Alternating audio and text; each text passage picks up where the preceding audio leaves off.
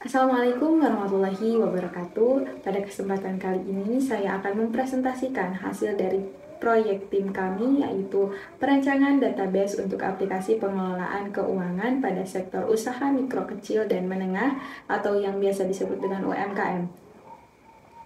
Dan pada presentasi kali ini kami akan membagi ke dalam beberapa bagian pembahasan. Yang pertama yaitu mengenai penjelasan tentang aplikasi yang akan dijelaskan oleh saya, Naura Yulisda Syabani, lalu penjelasan tiap tabel yang akan dijelaskan oleh rekan saya yaitu Azza Firmansyah, lalu mengenai penjelasan user pada aplikasi pengelolaan keuangan yang dapat dilakukan oleh para pengguna sistem yang akan dijelaskan oleh rekan saya yang bernama Gita Syafira Azahra, dan selanjutnya ada pengimplementasian SQL yang akan dijelaskan oleh rekan saya yang bernama Revina Aulia, dan yang terakhir menjelaskan desain antarmuka yang ada pada aplikasi pengelolaan keuangan UMKM yang akan dijelaskan oleh rekan saya yang bernama Muhammad Hairul.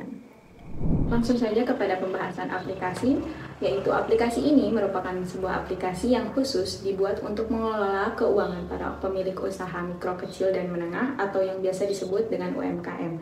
Peningkatan jumlah UMKM di Indonesia memberikan pengaruh yang cukup baik, mulai dari penyerapan tenaga kerja hingga peningkatan produk domestik bruto yang cukup besar. Karena hal tersebut, pemerintah menurunkan pajak untuk para UMKM agar mereka bisa semakin berkembang pesat. Namun, ternyata masih banyak yang para pengusaha UMKM yang terkendala modal usaha, strategi pemasaran, kesulitan dalam pengelolaan keuangan, hingga akses teknologi digital. Maka, dengan adanya permasalahan tersebut, kami mencoba untuk memberikan sebuah solusi, yaitu membuat aplikasi pengelolaan keuangan yang dirancang khusus untuk para pengusaha UMKM.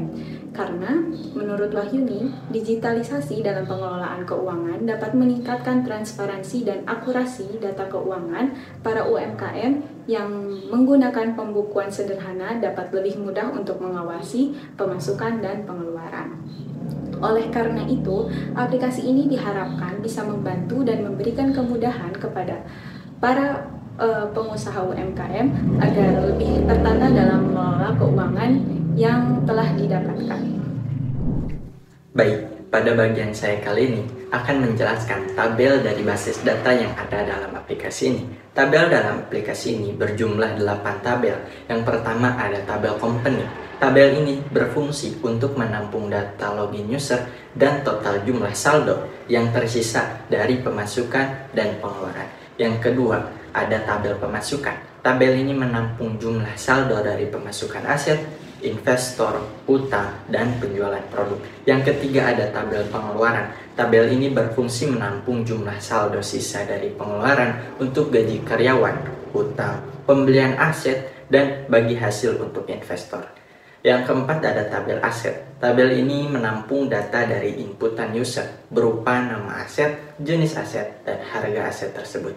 Yang kelima ada tabel investor. Tabel ini menampung data dari inputan user berupa nama investor dan jumlah investasi dari investor tersebut. Yang keenam ada tabel karyawan. Tabel ini menampung data dari inputan user berupa nama karyawan, jabatan karyawan, dan gaji dari karyawan tersebut. Yang ketujuh ada tabel hutang. Tabel ini menampung data dari inputan user berupa nama hutang, jenis hutang, dan jumlah pinjaman usaha tersebut. Dan yang kedelapan ada tabel produk. Tabel ini menampung data dari inputan user berupa nama produk, jumlah produk, dan harga dari produk tersebut.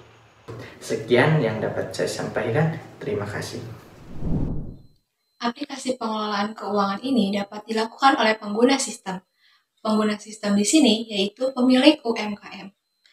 Adapun proses bisnis yang dapat dilakukan oleh pengguna, diantaranya yaitu menentukan nama usaha, menentukan persentase profit yang akan dibagikan kepada para investor, mencatat dan menghapus data pemberi modal usaha, mencatat, merubah, dan menghapus data karyawan, data hutang usaha, data aset usaha, serta data produk usaha. Perkenalkan, nama saya Revina Aulia dengan NPM 237006140. Tahapan selanjutnya yaitu membuat basis data dengan query SQL. Untuk implementasi SQL ini saya menggunakan perintah-perintah MySQL yang dituliskan pada command prompt. Di sini saya membuat database dengan nama Money Manager, kemudian membuat tabel, yaitu tabel aset, tabel karyawan, tabel produk, tabel pemasukan, tabel pengeluaran, tabel company, tabel hutang, dan tabel investor.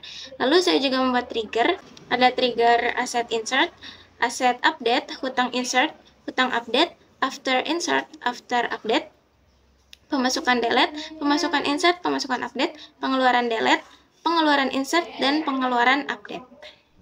Sebelumnya, perkenalkan saya Muhammad Khairul Iman, dan pada kesempatan kali ini saya akan menjelaskan tentang antarmuka dari proyek yang telah kami kerjakan.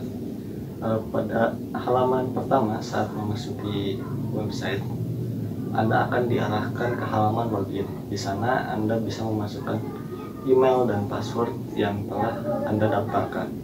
Jika Anda belum memiliki sebuah akun, maka Anda bisa pergi ke halaman daftar yang telah disediakan untuk membuat akun. Setelah melakukan login, Anda akan diarahkan ke halaman dashboard, di mana di sana Anda bisa melihat jumlah pemasukan, jumlah pengeluaran, saldo keseluruhan dari usaha, persentase pengeluaran dan pemasukan. Adapun di menu di bagian atas disediakan beberapa menu. Yang pertama ada bagian profil. Di sana Anda bisa mengganti email, nama usaha, password, dan persentase dividen yang akan digunakan untuk usaha Anda. Adapun di samping menu profil ada beberapa halaman yang bisa Anda gunakan untuk mengedit elemen-elemen dari usaha Anda.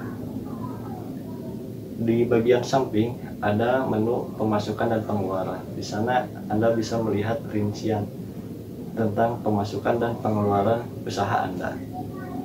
Di bawah menu pemasukan dan pengeluaran, Anda bisa melihat ada tombol logout. Tombol itu bisa Anda gunakan ketika selesai menggunakan website dan ingin menghapus sesi dari sesi yang telah Anda gunakan.